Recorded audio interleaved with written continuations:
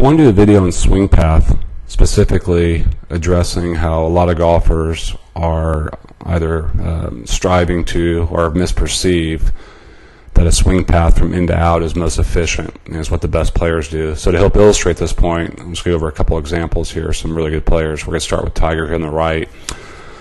What I did was identify where the target line is. Obviously this is where he's trying to go. Anything on the player side of that line is considered the inside or in. Anything on the other side of the line is considered the out or outside.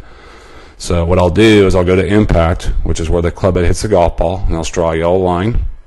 And then what I'll do is I'm going to trace the club head before and after it hits the golf ball. The yellow circle indicates where the club head is before he hits the golf ball. The green circle will indicate where the club head is after he hits the golf ball. So put a little green circle there. And what you should begin to see is a definite pattern. Let's do the same thing here for David Duval. So again, I'm going to draw a line there. That's a target line. Draw a line in the golf club. So again, if you watch his path, it's very neutral. It's from in to in. So again, the yellow circle indicates where the club head is before he hits the golf ball. And then I'll do the green again for afterwards.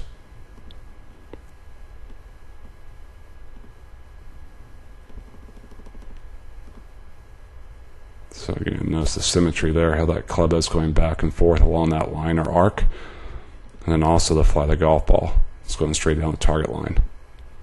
So let's grab that one. And I'll get a couple more here in a second. So again, symmetry there. Let's get Hunter Mahan and Dustin Johnson. So again, go to impact. Let's do the yellow circles. This is before he hits the golf ball. We'll do Dustin Johnson here first. So again, this is before he hits it.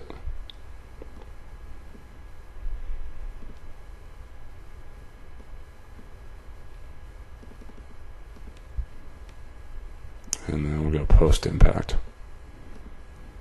I'll go green circles.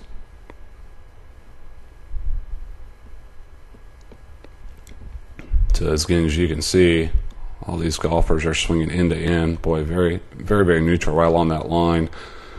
And the circles just indicate the direction he's swinging the golf club. So he's either swinging the golf club to the left or to the right. He's swinging it from inside to inside. Do the same thing here with Hunter Mahan. And you can see where the club is. It's coming in from along that line. And if you watch post impact, you notice with all these golfers, none of these golfers swing the club down the target line at all. That club, as soon as it hits the golf ball, it is traveling immediately to the left. So you can see how the symmetry there is golf club swing along that arc. See what exits. And then I'm going to show you a golfer who actually swings a little bit more from the inside than most players on tour. So same idea. Let's trace his club head. So again, you can see it's a little bit underneath. So he's actually underneath that line. So the problems that can arise, or that do arise when this happens, is one is in the direction of the golf ball.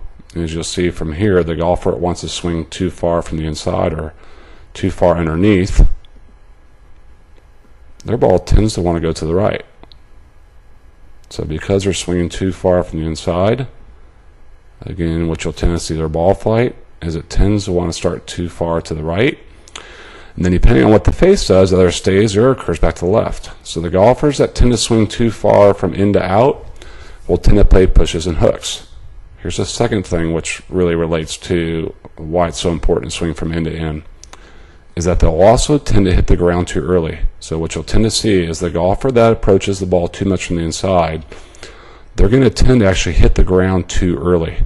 So their club would actually have a greater chance of aiming to hit behind the ball and or catch the ball too much on the upswing. So the path is important not only for the direction the ball goes, but also going to be very important for the contact. So again, to illustrate and summarize, I would strive to have a swing where it's very end to end. So it gives me the best chance to start the ball down my target line, as well as give me the best chance for making a consistent and solid contact.